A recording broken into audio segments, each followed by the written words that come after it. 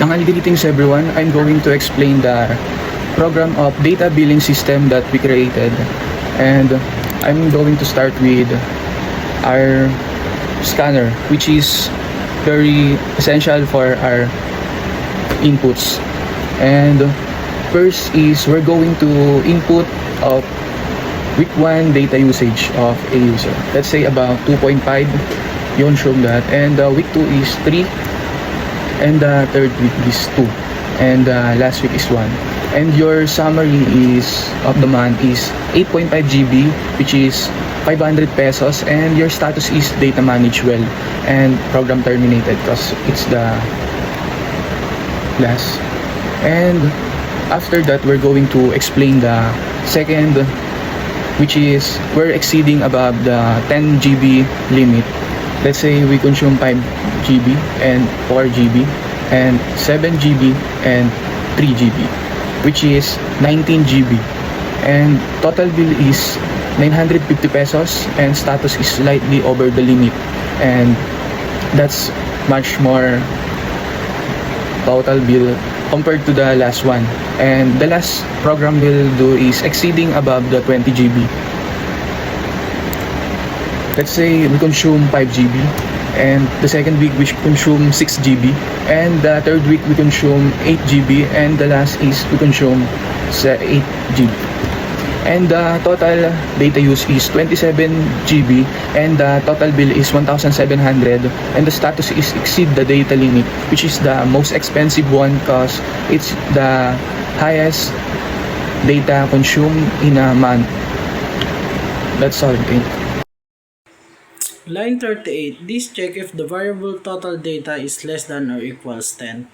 And line 39, bill equals 500. If the condition in line 38 is true, then the bill is set to 500.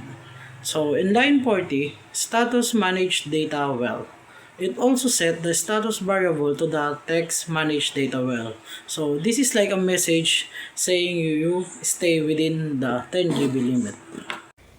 So we're gonna start in a for loop. So we're gonna create an initialization of create an integer value named week and a set of its initial value to 1. And condition is week less than or equal to 4. A Boolean check evaluated before each iteration. The loop will run as long as week is less than or equal to 4.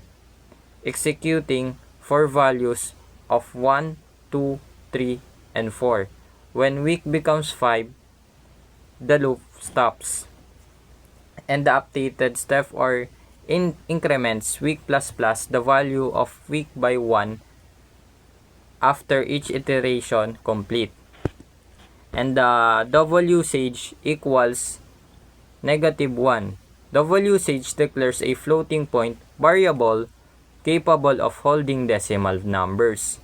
Equals -1 is initialized usage to -1 at the beginning of each loop iteration.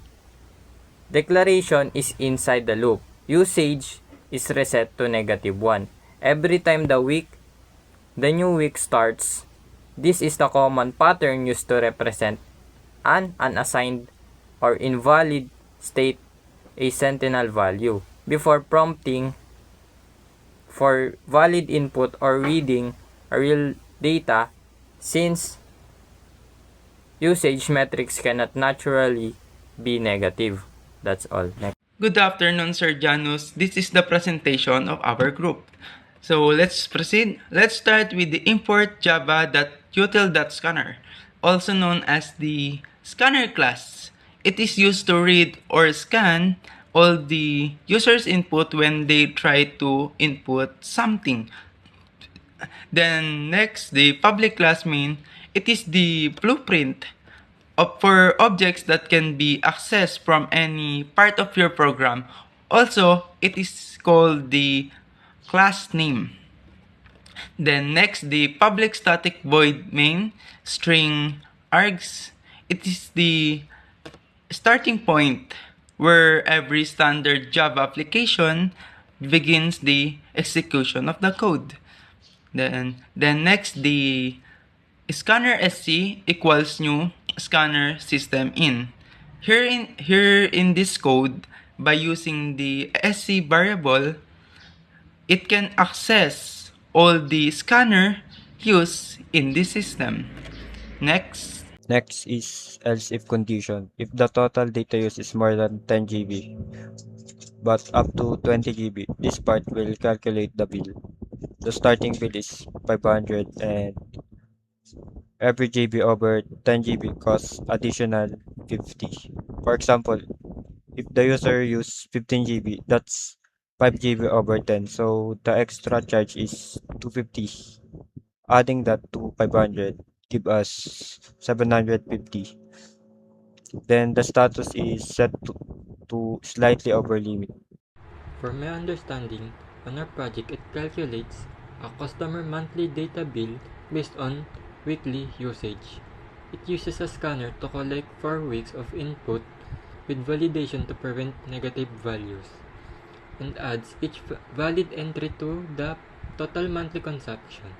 Conditional statement then determine the bill 500 pesos for up to 10 gigabytes, 50 pesos per gigabyte for usage between 1 to 10 gigabyte, and 100 pesos per gigabyte for usage beyond 10 to 20 gigabyte alongside the bill. The program assigns a status message such as manage data well, slightly over limit, or exceeded data limit. Finally, it prints a summary report showing the total data used, the bill, and the status, demonstrating how loops, conditional, and arithmetic operation can be applied to real-world billing problems.